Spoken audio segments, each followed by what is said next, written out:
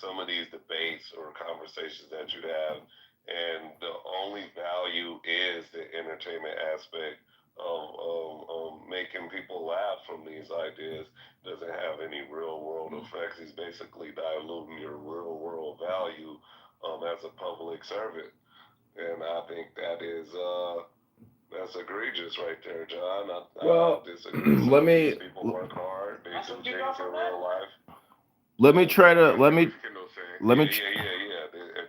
Calling people comedians is definitely Yeah, it's his psyop. No, it's Basically, not. it's a way to psyop you. What I'm trying to say is, like, Nah. if this was an educational room, aka a classroom, it would be information exchange, not debates. So what I'm saying Well, is, there is information exchange. not necessarily. No, I get what he's saying. not man. He's saying- necessarily. Yes, it is. Listen, if we want to be let's try to be charitable. What he's Right. simply saying is this is like not like an academic room. It's just a room where people, debate. Someone spits some ideas. You can learn from someone's information that they're providing in the debate. But it's not necessarily the environment where you sit down there and listen and get lectured to learn. Yeah, It's not that. It's also not a butcher shop. It's also not a garden. But you don't think it's a comedy store? You don't think it's a comedy store? Car manufacturing hub is also not a fucking Mars Space Center. Like, why are we stating the obvious? Because it's more of a comedy store. I think he stated that to make a bigger point. But the thing is this: Monday is going to be something, bro. I'm still trying to get all the news on what's going to happen on Monday. Brother John, may I ask you one more thing? This is Brother Loki. What did you ask? All right. We do have philosophical debates and deep, profound debates, and sometimes they take the guise of simplicity, because under simplicity there's the complexity that most people cannot fathom. And I would just ask you: do you believe fishes could get thirsty? Let me ask you a question. What do you think the following statement means? The more you think, the more you speak, the further from the truth you're going to get. I think that is. Why don't you just answer the question first, bro? Like, come on, that's the mark of a dishonest interlocutor. A dishonest interlocutor. He's asking me if fish get thirsty. Come on, it's a joke. It's called comedy, man. That's a joke. Yes or no question. It's a joke. You want me to dignify his joke with a yes or no? It's a joke. It was a question. I'm sure fish get thirsty, yes. There you go. Oh, sure. It's rare. Most people say no because they feel they cannot possibly get thirsty because they feel they only suffocate. So I think you were very honest with saying that. Thank you. Well, it's logical. It's the organisms need hydrogen and oxygen. So, I mean, of course, they desire and need water in their system. Why couldn't it be at a constant state of equilibrium such that it never needs anything? Because there's never equilibrium in the ocean. There's Why not? all kinds of salt differentials, etc. Why does it have to travel to those areas where there's salt differentials? Let me ask you this: why can't it habitate in a particular area where the salt levels? Okay, let's not go down that route. Let me ask you a question. Answer that question. Why can't a species of fish stay in an area where the salt levels are consistent, such that it's at a state of equilibrium, never becoming thirsty?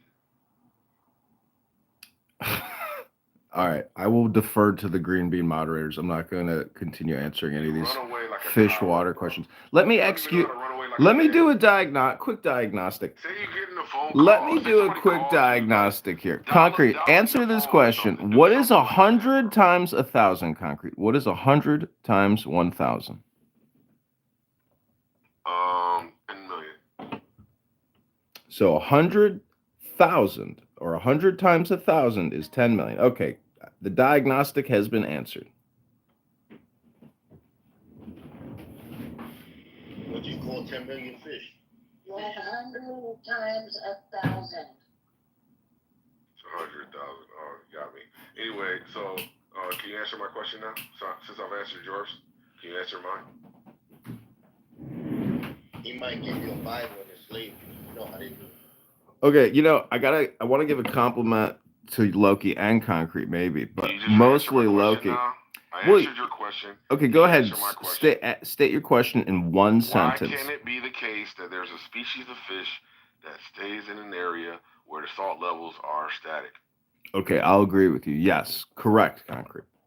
All right, would that be the case that a fish does not get thirsty if there's a constant state of equilibrium between the amount necessary and the amount that was on intake?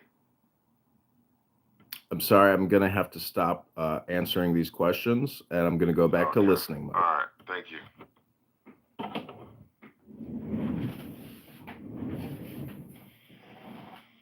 But I'm impressed.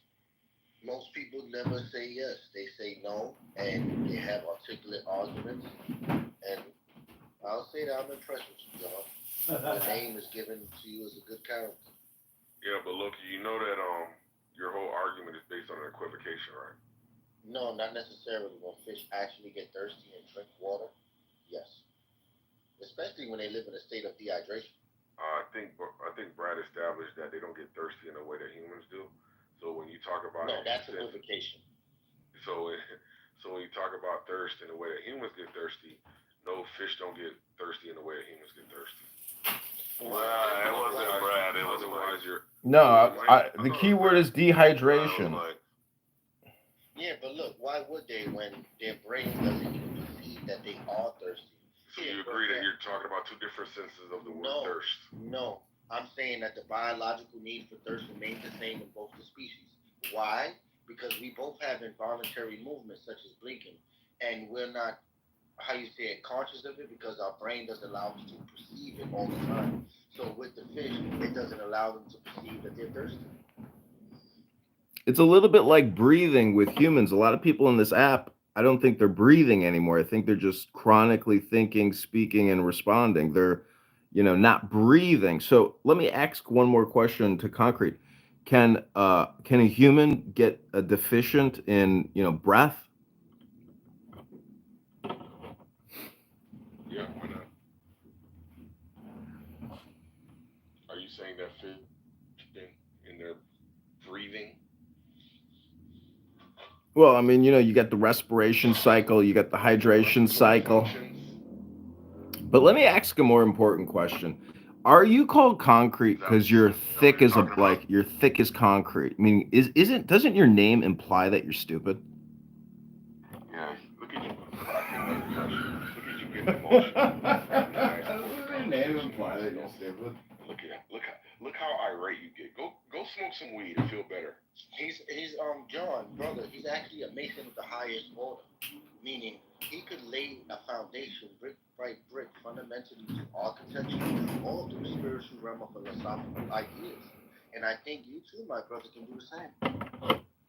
Well, see, as I stated earlier, I believe that this is a roast app, aka comedy. And so when I say stupid, I don't mean stupid as in like retarded or autistic or Down syndrome. Like, I mean that, like, if you are a Freemason and you are stupid or thick as a block of concrete, that's really like the all, or he has become the universe. That's all I'm trying to say. But apparently, that philosophical, esoteric concept flew over his block of concrete. Kendall, you there? Yep, I'm here. Imagine somebody. All right. Can you imagine? America great again, John. All right. Can you imagine somebody who you don't interact with on a regular basis being this fucking invested in you? What does that mean to you? Somebody that you don't interact with on a regular basis is so invested in you. Well, that means they're a fucking creep. Maybe they should find something better to do. Lack opportunity. Well, if you call me a creep, maybe you're projecting that you're a creep. Maybe they lack opportunities to express themselves in any meaningful way, and this is their only outlet, and it's a frustrating existence when you see other people doing what they want to be doing. But welcome, John. Just try to be normal. I know it's hard. Yeah, you see how he kind of try to make a correlation like, hey, oh, because I recognize a person with negative traits, that I must be able to recognize said trait because I too have that trait. And we're supposed to be the dumbasses here, like, all right. He doesn't really believe in that. Probably, I take it to be the result of mediocre work, where you're down 50 points in your head and you know it. But if you could tell somebody that they're down 100 points, then you obviously could feel better about yourself because you know you're down 50 points. He knows he's down. He's not winning. And so everybody else that he might perceive to be a threat or to be actually winning, he wants to diminish them. Remember when you said that? He wants to diminish Well, them? let me just ask the question again. Dr. Dr. Concrete, what do you think? No, the person that's supposed to be listening is talking. And look what happened. I couldn't even get the update. Ask him again. See if he'll engage. He wasn't engaging. He was talking about, hey, what's going to happen is me and Roger are going to record the room and play it, and then we're going to go inside politically correct and chillism, and we're going to ask questions and tell everyone that, hey, we're streaming and everything like that. I want to know more about on some apps streaming. Yeah, we're going to act as the aggregator or the algorithm, and we're going to cause anarchy and chaos tomorrow using your room and politically correct. You want to form an alliance? Well, because of Anonymous, we don't actually need alliances, but yes, I would form an alliance. But, I am interested in monetizing on YouTube. So if you want to open up a YouTube account and join, the rebellion or the alliance, I'm more than happy to include you in this network. We could write a proper verbal agreement with Toxic. He's our Secretary of State in South Chile. Yeah, go ahead. All right, tell him, and he will make it sincere, official, and we'll stamp it.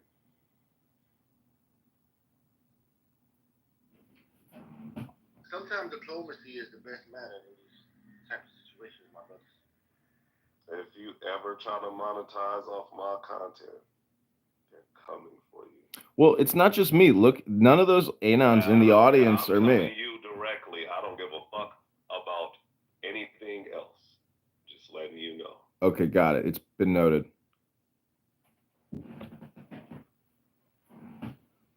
Anybody else want to get the same notation?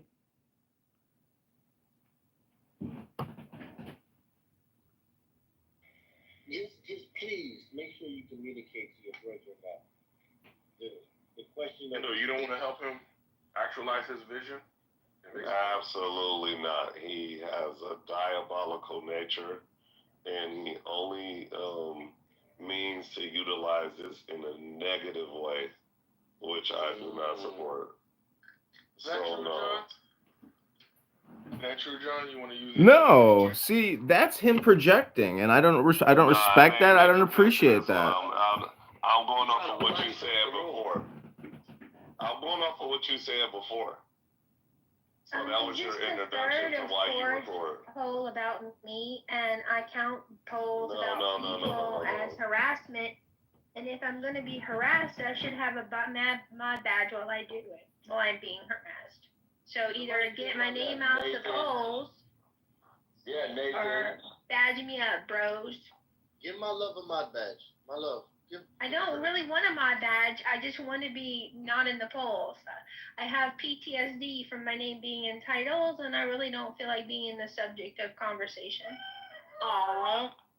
You put my name in the fucking polls. You're popular, Monica. I know. I just can only have so many flowers, Bima. My house is filled with them. Well, I mean, if they're begonia. Oh, yes. Hey, Bima, can I ask you a question? Yes, go ahead, Jacob. Earlier, for the past couple of days, I had people stump with a profound question. Here's the second. Can a man or a woman live without regrets? Yeah, I do believe so. So you think people can be perfect? I don't think that living without regrets is perfection. I think it's the acceptance. It's just the ability to accept what is and to make peace with that. So you think somebody could make 100 choices, and out of 100 of them, they can never look back and say, I should have made another? No, I'm saying that. Oh, are you saying like built in, like they no longer have regret? No, I think regret will always be something that is a conscious thing that we like look and reflect on. But I'm saying like it's a conscious choice to whether or not you want to let that hurt your future and your now. You know, the past is gone forever. You're never going to get that back. You're never going to change that. The future isn't here. The only thing that you have is literally like right now. That's it. So what's the point of lamenting on things that you can't change? And I think that there are people that have been able to, I think it's rare, but there are definitely people that have been able to make peace with decisions of regret. Why do you have such a pessimistic view of life? You don't think you could be perfect?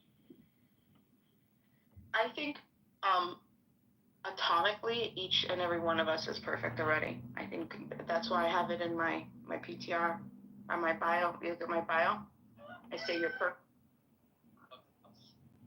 I see. Exactly. So I just spent time here, traveled a little bit, refreshed my head, and then go stuff. I have The Merchant of Venice queued up on my laptop to watch on the very long train ride there. Oh, that's very nice. How long are you going to be in Venice? Just 3 days? Yep, 3 days. But where are you flying from when you leave? Say what? Where are you flying from when you leave? We'll be flying from Rome, and that's like later on. Okay. Yeah, no, I thought you were flying in and out from Milano, and so I thought, okay, Milano is super close to me. It's like 2-hour train or 3-hour train. But Venice is way further. And I don't know what to do with my mom, and she's been sick. Actually, I've been being a nurse the last.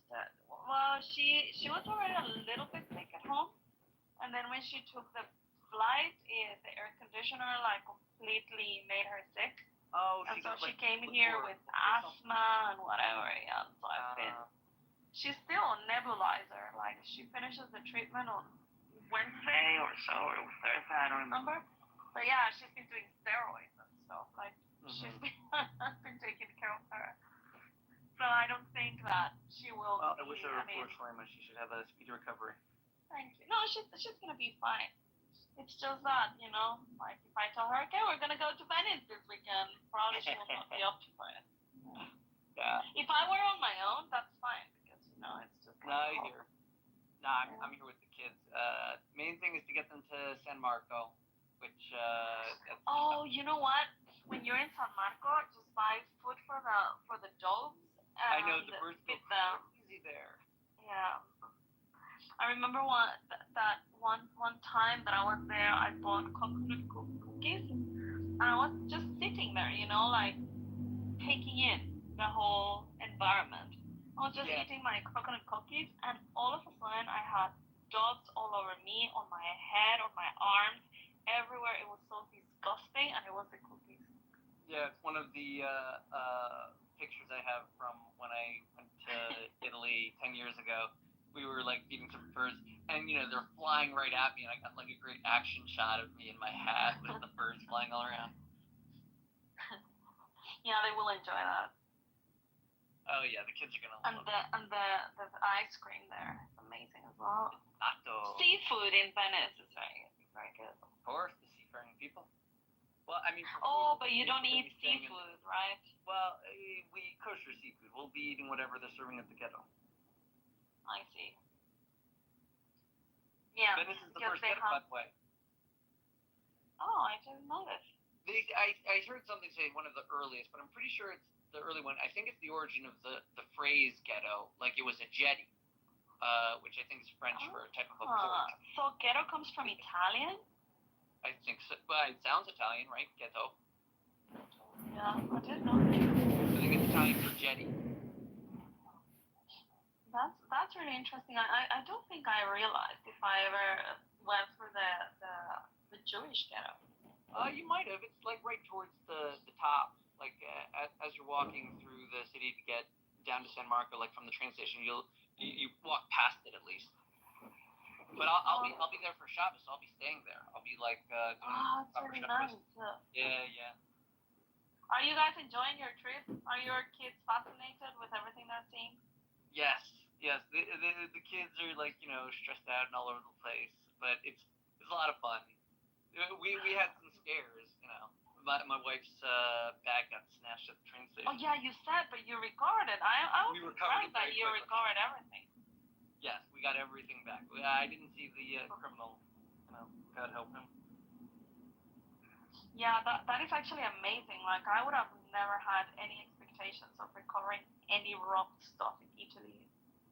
Yeah, no, I was freaking out. We were at the train station, but she had to find my iPhone, and we acted quickly. So the cops moved fast. They moved really fast. Like at 5 minutes into the conversation, there were 8 cops there, and they were already telling us they recovered the bag and it's on the way back. Wow, that's really cool. That's amazing. Well, and what other scares did you have for the kids? Well, because of the theft, we were like late for Shabbos. Like we had to catch a train that was going into Rome late, which is nerve-wracking for us. And you did Shabbos in Rome? In Rome, yeah. Touched base with the Chabad guy over there. Nice. So you're not going out on Shabbat on Saturdays to walk? No, I walk on Shabbos, but I can't carry. In fact, we did do a fair amount of walking in Rome on Shabbos. We walked to the old shul, right? Because the proper, Rome proper, like the old city, like not the most livable. It's not where the Chabad guy is. He's like across the bridge, across that little island to get to the shul on the other side, the great synagogue with like the Doric roof. Did you guys go to Florence? No. I mean, we did last time 10 years ago. We went to see David, which was truly impressive. But and we walked around Il Duomo, which is humongous. Yeah. Also, the what I really like is Ponte Vecchio, where all the jewelry is. Mm-hmm. All the jewel shops. Yeah. It's amazing. Yeah, but we're having a lot of fun. The kids are seeing like a different way. It's fun. Oh, that's really nice. Well, I'm really glad that you guys are enjoying. Yeah. When are you going back? The 20th, I think, is their flight back. Okay. Well, listen, if you're gonna be this weekend, let me just check with my mom. At least I know you will be in Venice. Yes. Let me 100%, check. And that's like our last hurrah to the north. Like, we'll go to the north for Venice, then we're going to be back down to Agropoli and hanging out by the beaches south of Amalfi. If you're going to Venice, you can still go through Verona as well and show them the Romeo and Juliet fucking hello. Not sure. It's not too far away from Venice. It's probably like an hour away.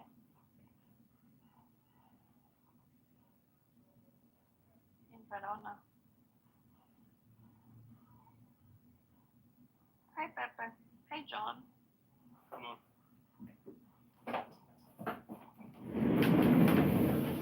John, why have you been quiet, dude?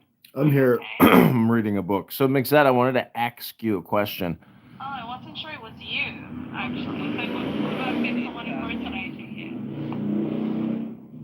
I wanted to ask you a question. Do you know that today is a fast day? Really? Fast day? Yes.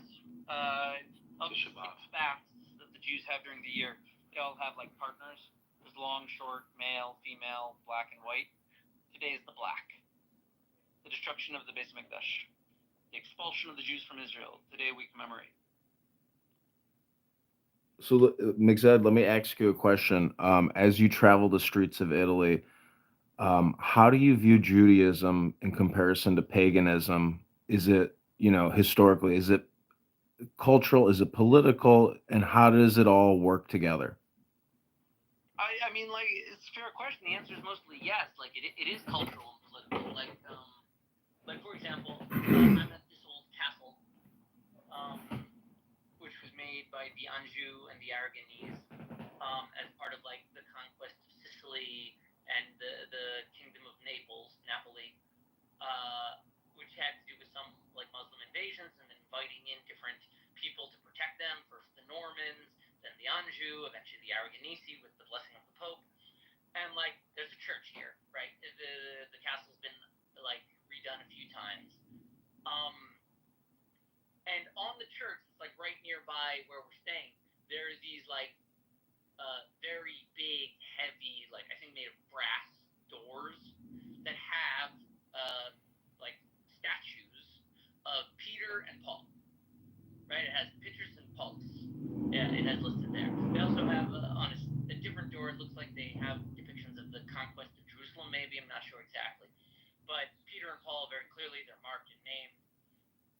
And you know, I also went to Rome and I saw their statue depictions of deities frolicking in the fountains. With it was actually really beautiful at I think Piazza Navona. There's like this like God standing up above the water and he's like chilling by a bath, and there's a lion between his legs that's just trying to like lick the water. It's really like beautiful animated kind of shot. And you know, it just strikes me the place of religion. It's a question of what you're using religion for. Is it a symbol? Is it a rallying cry to unite people to express the things they already feel? Like, I wish I could be so dominant over a pool that a lion was licking up the water between my legs. Or is it supposed to be like insightful and meaningful? And like, you know, you see how Italy is going through different modes of both agreeing with and arguing with both sides of that question. Right? Because Michelangelo and all of those guys that were trying to revive the statues, that was much later. And you got the Pantheon there also. You know, Italy is an excellent case study in the Jewish thoughts on idolatry and paganism, and the non-Jewish reckoning with it upon discovery of Jewish teachings. And like, they still want the statues, right? I see it mostly the way that the Christians relate to Judaism, as they found another paganistic source. This is just a different source of stories, and we can paganize the whole thing. But I think also that the Jewish message is a bit persuasive and transformative.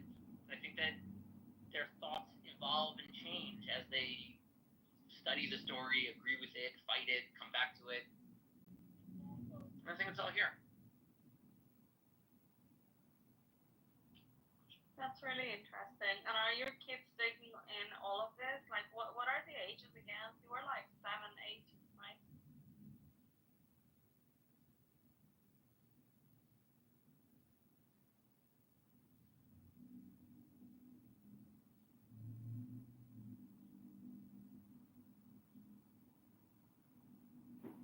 Anyway, why have you been quiet, John? Well, they deleted my other account, so maybe it feels like a Why? different experience for you or something with this new account. I asked this atheist, you know, what a Homo sapien is, and he got so emotionally upset that he reported me. And he's like, "You're that motherfucker who has all those accounts, you motherfucker." And I think his name is Mark.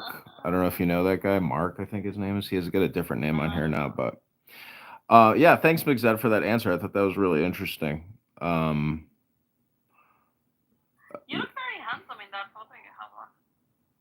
Oh, thanks. I think it's the hat that gets women so excited when they see it. You got a very handsome face there. And the shirt and everything.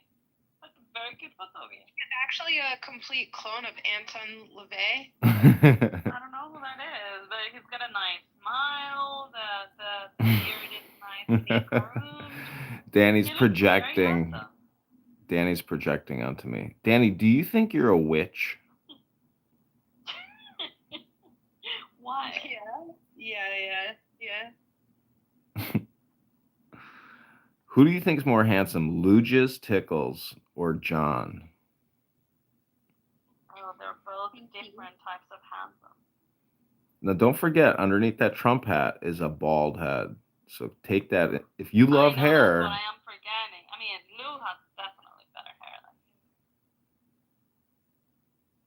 Also, his eyes are nice. Who do you think would be a better husband? My friend the trash bag, a trash bag, or John? I don't know really. I think my friend lacks a little bit of spine sometimes. At least for me, I need someone with more character. So let me ask you one final question. What do you think the answer is to the super secret hard riddle known as the riddle of the Sphinx? I have no clue what the riddle of the Sphinx is. I mean, you've heard of the Sphinx, right? Yeah. Did you know there was like a riddle tied into the Sphinx? No. So maybe Google it. Google what is the mystery riddle of the Sphinx? Amen.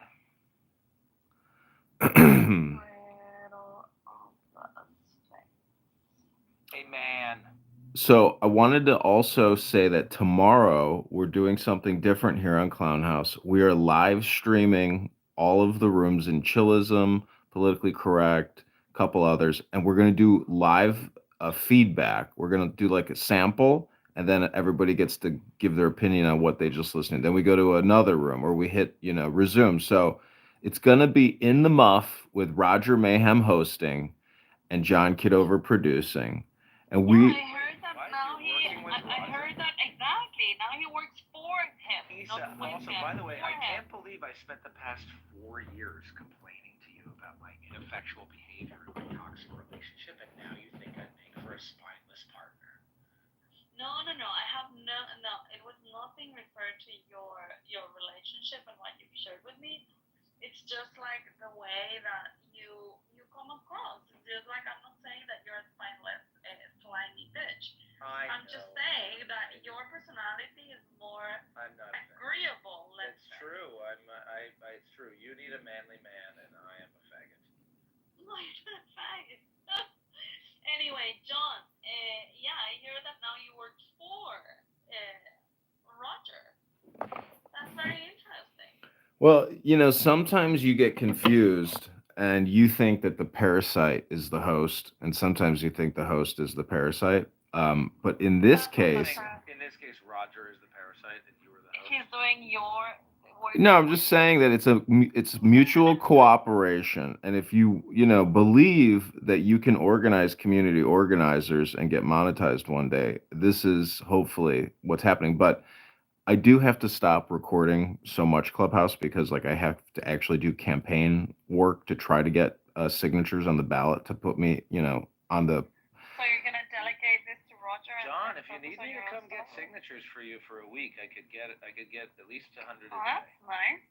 Yeah, that's awesome. Yeah, but knows that I've done this professionally. Well, if you want to fly out here, so what we're going to do is my friend Jared here, who is my campaign, coordinator, he's got a really nice BMW, and so we're going to go to the top 15 towns in the district, and we're going to do interviews with people that live in all these little towns in Illinois, and see what they think about the current congressman, and share with them information. Listen, this is the power of Clubhouse. Okay, we are going to make you win. I agree. I think having Clubhouse is like having a supercomputer. You just have to be, you have to be a good user of that computer. So I hope I'm a good user, and everybody here. Help you. Yeah. Even I can help you from Switzerland. Yeah, 100%. Like this is. You didn't give me a review for Sorrel. This is a spam operation in a way. So I need as many brains out there spamming to, help educate people and stop getting people from asking questions. Create videos and start using. BMO wants to be a part of the campaign. See, I think the whole thing, can essentially, I hate to say that Robert Taylor, aka the Bitcoin laundromat guy, he has this theory of praxeology. Now, I don't want to spend too much time on this, but if you look at the Mises Institute publishes the theory of human action, and I couldn't stop laughing when I read that. What do you mean you couldn't stop laughing? Because Robert Taylor in a way, is right, but he's also really stupid. He can't explain the theory of human action because it's so complicated. And there's so much in it that to think that you can come on a social audio chat app and exchange, terabytes of information, you just can't. Yeah, I was gonna say, what's there to laugh? Like the Business Institute is one of the best places where you can actually get educated in economics. I love it. I don't think people are that complicated, and I don't think the universe is that complicated. It's all just, information. Well, Danny is one of the best crisis actors any political candidate has ever hired. And I thank you, Danny, for being such an effective agent on behalf of Mossad. Oops, did I Freudian slip there? Just kidding, Pepe. No, they don't want me. Are you joking? I was brainwashed by the America. They're just using me as a patsy. I don't know. I was gonna say that I would be the worst for Issa because I'd end up strangling the bitch one night. I promise you that. What? Pepe is a sociopath. Did you just figure that out, Issa? Bima, welcome to the stage. Bima is also a crisis actress in the campaign to elect John Kitover. Welcome, Bima. Hey, what's going on? Who's the guy in your PTR, Issa? He's an athlete, of course, Paralympic. But this guy is really inspirational. He's normal apart from his arms, right? Like, he doesn't have arms, like, they never grew. And he plays tennis, he rides horses. He plays tennis? He swims, yeah. What is his Olympic event? Does he do the shot put? No, he's a gold medalist. And In what sport? In tennis, in running, in horse riding, and I don't know, like, he plays a lot of sports. And he's fully sufficient. Like, I met him a year ago, and I was having dinner next to him, right next to him. He had a steak in front of him. I was like, shall I ask if I should cut his food or I should help him? Like, I didn't know, like, what to do. I was like, no, Ethan, that would be rude. Just, like, let him ask for help. So wait, does that mean his penis is technically his real arm? Probably. But the thing is that he ate exactly as any other person. Of course, he had to lean in a little bit more, on the plate. But he ate with a fork and a knife, and he cut his steak. He did everything neatly. The only thing he asked me to do is to please put his glass of wine a little bit closer, of course, because of course he was not gonna be able to reach it. But that's it. Everything else, like, he put on his, well, he doesn't use a jacket, right, because of the sleeves, but he uses a vest. He put on his vest. He took off his vest, like, put it in the chair. He's fully independent and self. If you were to see him in, like, a water tank swimming, do you think it would look weird? Well, he definitely would look weird. I mean, his legs are normal. Everything is normal. He's married. He's got 4 children. Oh my gosh. He's super smart. He's amazing. He's like 175, which is like what, 5'11". What's that syndrome called? Is it called pterodactylism or something? That would fucking suck. Like, how he would be able to jerk off, dude. That fucking sucks. Well, listen, he can clean his ass when he goes to the toilet. So what makes you think that he can't jerk off? Yeah. Pepe, he has 4 children. Okay. How is this guy with no arms more successful, than losers on a social audio chit chat app who talk about FBI crime statistics all day long? That's what I was telling the Bitcoin guys, that meeting this guy and spending time with him and actually learning about his life made me feel disabled. Having all my limbs, and a brain and whatever. I have not done everything this guy has done. Yeah. It's amazing. You see, Issa, myself, and John, we could all die in a bus accident, and everybody's lives would go on the same. Nobody would miss us. No children would starve because we don't have to.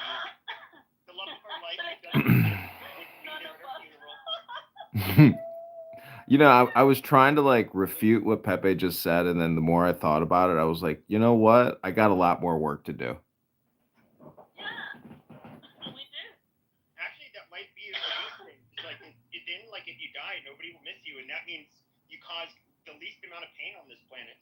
Amazing. But see, that's why you're stupid, Pepe, and you don't read books. Like, I mean, I was reading Tanya yesterday, and it talks about selflessness and kindness and mercy and being charitable. Like, there's a lot of good things in life that you can do. I mean, you have a very sociopathic and homicidal ideation type of, personality. I mean, you talk about murdering hitchhikers and dissolving their bodies in acid baths. Like, why do you come on here and say, so much negativity?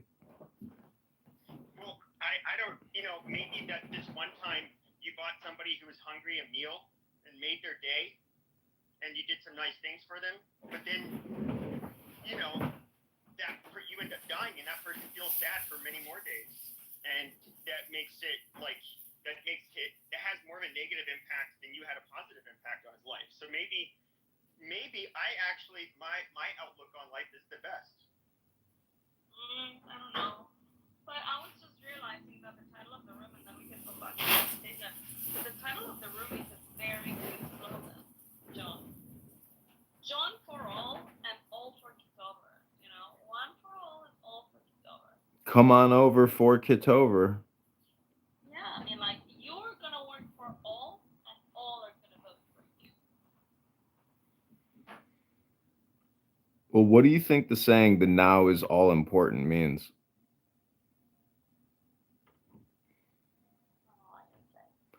Anyway, Pepe, Hold on one second. I asked a question. I asked, what do you think? Try to use your listening and your brain skills here. If you want to work for the campaign, you got to listen.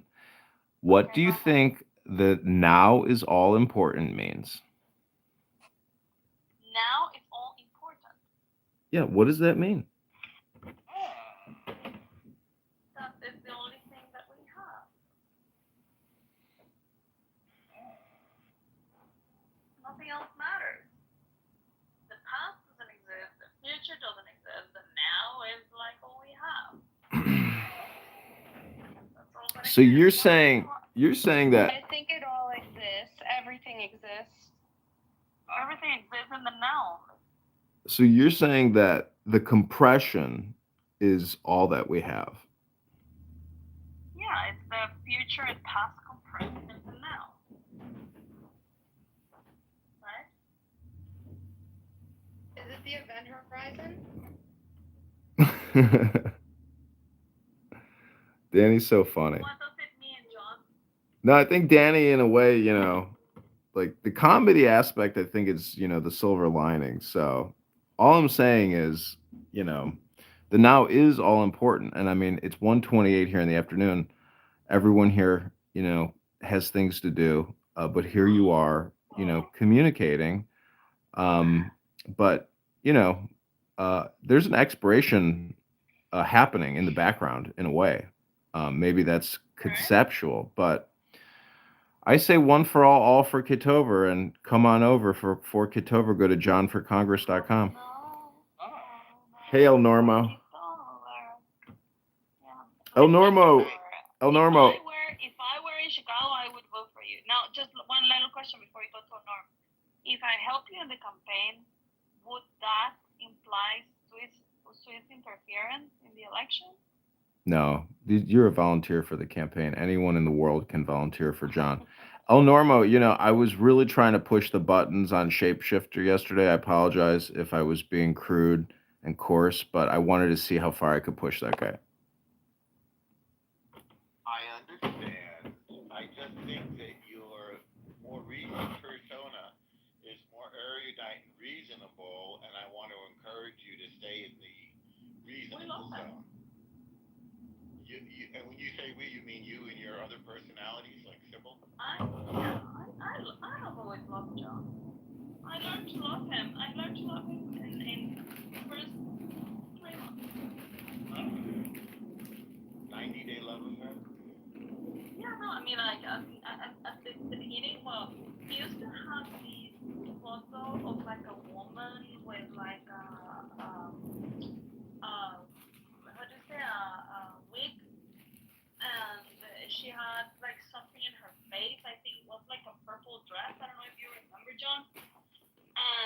used to come to our rooms with some and just like, yeah, and start yelling and whatever, and we hated him. But then when I realized, like, he used to yell Rabinum Shalinum, but he doesn't do that anymore.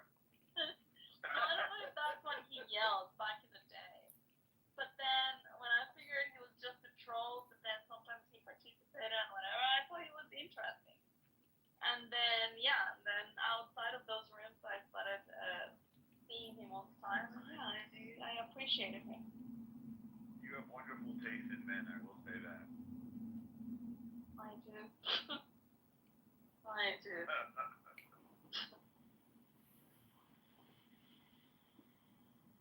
Anyway. I don't know. I gotta say, like, I went out last night and there's so many beautiful college girls in town. And, at 42, having like tasted and witnessed just about everything under the sun, to me, the two most beautiful things in life are women and wisdom. And you got to seek them both out. And to me, they're the best things in reality. You have a really like it just because it's like and you end up throwing her down a mine shaft 15 miles down the road. Pepe, I'm sure that sounded better in your head than it sounded in the room. Yeah. No, this is you weren't here when what Edmund had to say to me earlier.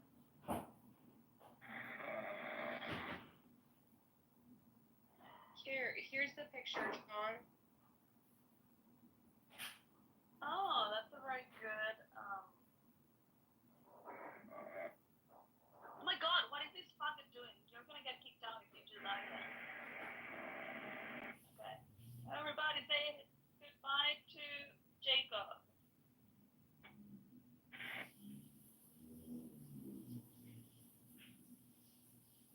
Yeah, I missed that, Ethan. Everybody say goodbye to Norm.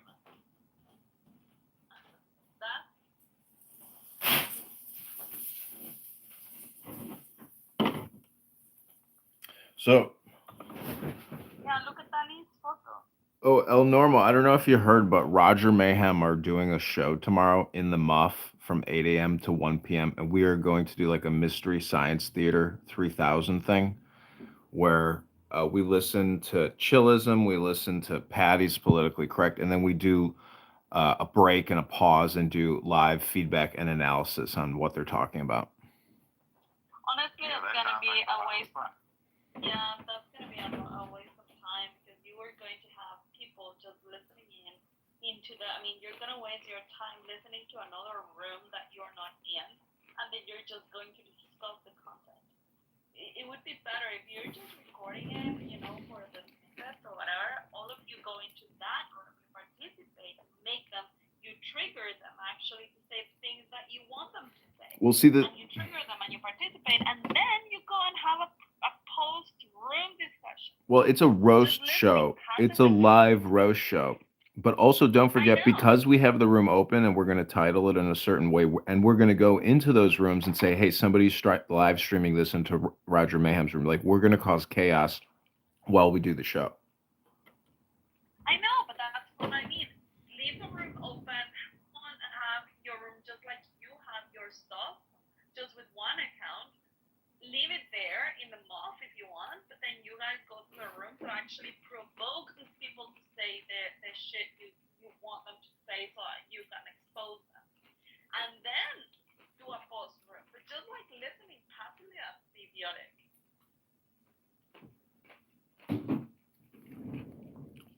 See, that's the point. It's not going to be idiotic, and it's not passive.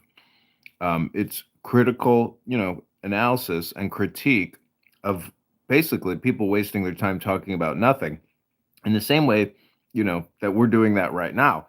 Is there an anonymous in the room? Yep, there's two. So those anonymous accounts, if they're live streaming the room and creating content, they're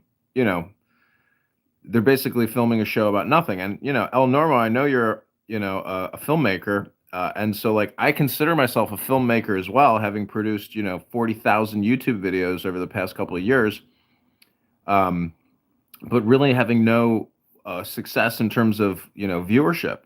So I'm just trying to like. That's like running a hot dog factory and saying I'm a chef.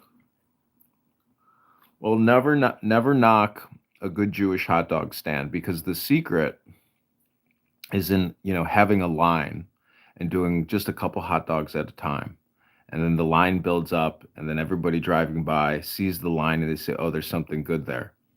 So the whole thing is, public relations and marketing and advertising and spamming in a way. I mean, El Normo, do you think like the greater the product, the greater the opportunity to spam it is, but you have to find essentially a way to create a mind virus, which is, free clicks. So that's what I'm trying to do is, and I'm trying to mix it with my political campaign. So that's my theory of activity, or as the Mises Institute says, the theory of human action. Wait, somebody I know was telling me about the Mises Institute. Is that MIESES? I feel like I know about this. It's Mises. He's like an intellectual who came over from Europe, and it's basically about how a government destroys economic growth and opportunity and eats out the substance of their people. I had a friend who was a New Yorker writer named Stanley Mises. I wonder if there's a link there.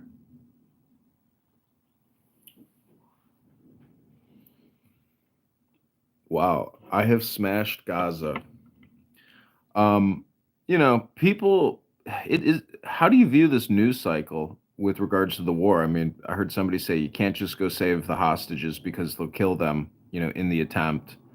So, what's like the optimal game theory if this was a chess game? How do you eventually get a checkmate here? You know, there's a great Nobel Prize winning game theorist. Unfortunately, I don't remember his name, but somebody on this app knew his name right away. You can find the YouTube. He's old now. Number one, if you offer them more than one, like criminal prisoner that you have in your jail, if you offer more than one for a hostage, you're an idiot. You're a fool, according to game theory.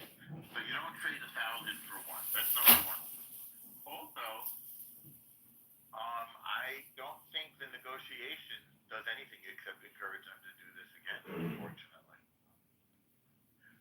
So, I think the only option is to smash the hell out of them. That's all I can think. And just make it so that they understand that anybody who does something like this will never again be able to allow themselves to be seen on top of on the surface of the earth. And by the way, Qatar should be pressuring those Hamas weirdos in Doha as well. Because everybody wants this thing over. And Qatar should say, okay, if you don't make a deal right now, we're going to we're going to stop your room service, which, by the way, they did something like this. They took away their personal weapons to try to pressure them. So first we're going to stop your room service, and then we're going to kick you out of these 5-star hotels, and we're going to let the Mossad do whatever they want to you. You know what that's going to be. And I think that would end this. It's time already, What do you think? Yeah, isn't it ridiculous that the war could come to an end because people get kicked out of their, luxury suites in Doha? 5-star hotel. Isn't that absurd? I mean, I saw that the daughter of Yasser Arafat is worth like $5 billion. Suha Arafat. How many did you say? 5 billion, I think I read. 4 billion, 3 billion. I think it's $1.5 billion. But $1 billion here, $1 billion there. Sooner or later, that adds up to some real money. So, I mean, is she going to be magnanimous and, give that money back to her people and build, 60,000 housing units? Like, what is that? Like, why can't the International Criminal Court seize her assets, and redistribute that back to her people? Because clearly she didn't earn that money. And so if maybe it's legal because she got it in the estate, but why the hell was he worth that much money? So I don't know why they can't seize that money. Well, if it's in France, I guess the money's in France, right? I mean, I guess it deals with the government in France whether or not they can seize those assets.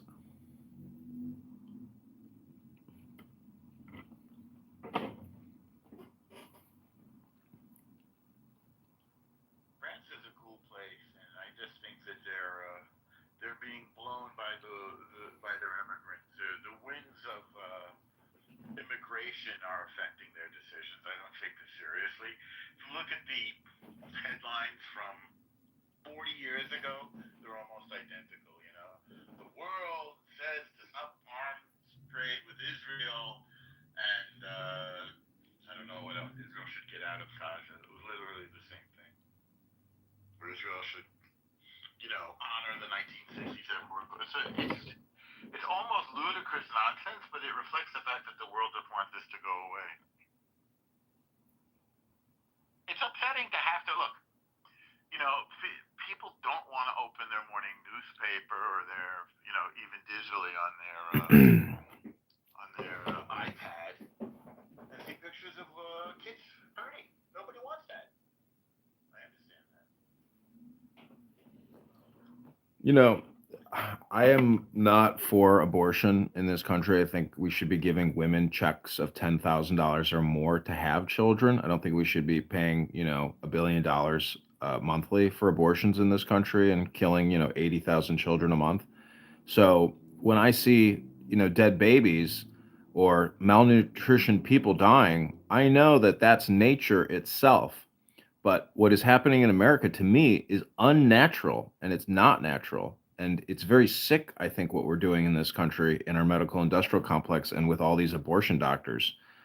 And so, to me, justice for October 7th and, attacking the Supernova Festival and taking all these hostages is, an opposite and equal response. You attack the Supernova Festival, you cause a supernova in your city, and there goes your civilization over there and that beautiful piece of real estate. So I think everything can be rationalized, and America is a perfect example of a place where you can rationalize anything.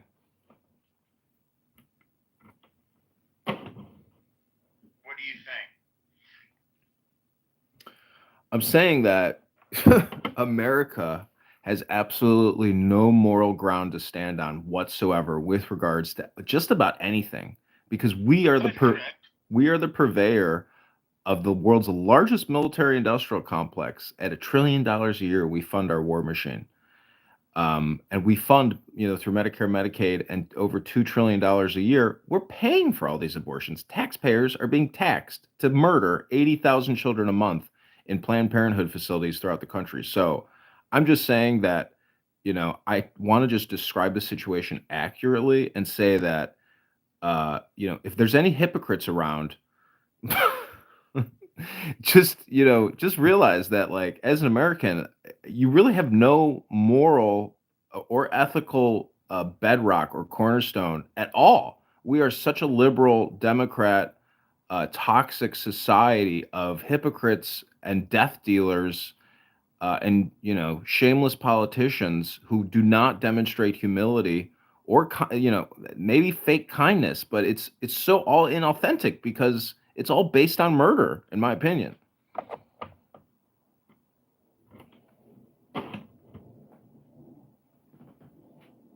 never heard you say that. I don't think that there's any more reasonable conversation about abortion. It doesn't acknowledge a woman's right to make that decision if she needs to. Well, I asked Grok, whether or not you think abortion is murder. And according to Grok AI, powered by this giant intellectual supercomputer, has concluded that abortion in America is murder.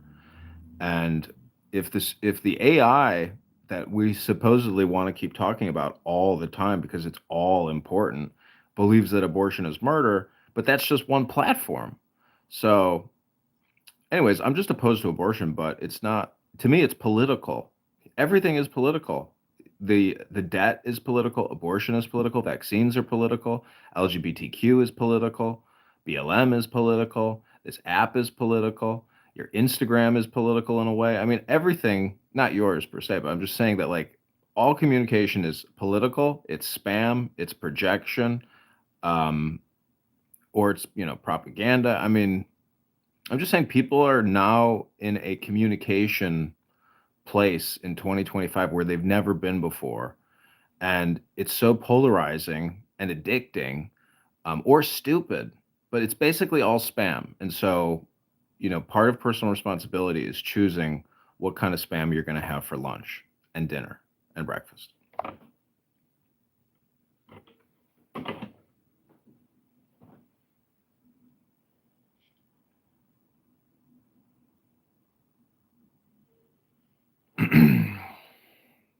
Also, I guess with regards to the abortion thing, uh, there's nothing new under the sun. Mankind has been doing infanticide since the very beginning, you know? So there's just nothing new under the sun. And I'm only really talking about it because I'm trying to be political. You know, the Torah says that the soul enters the body with the baby's first breath.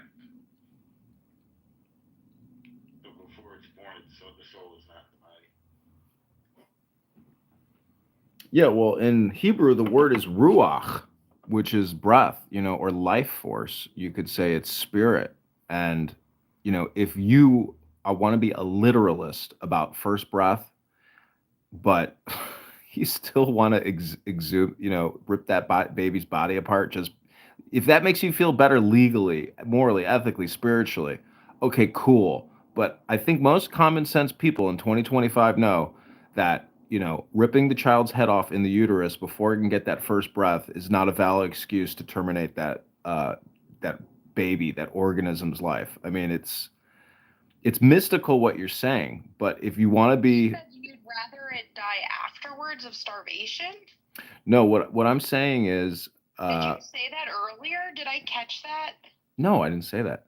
What I'm saying I is, thought I caught that. Can we get the recording? I forgot. It sounded like you said that. oh, you can go to my YouTube or Instagram if you want to watch the replay. What I'm saying is the mystical approach. See, the material world is more mystical than this subjective, esoteric philosophy world of books. In a way, that baby is mystical.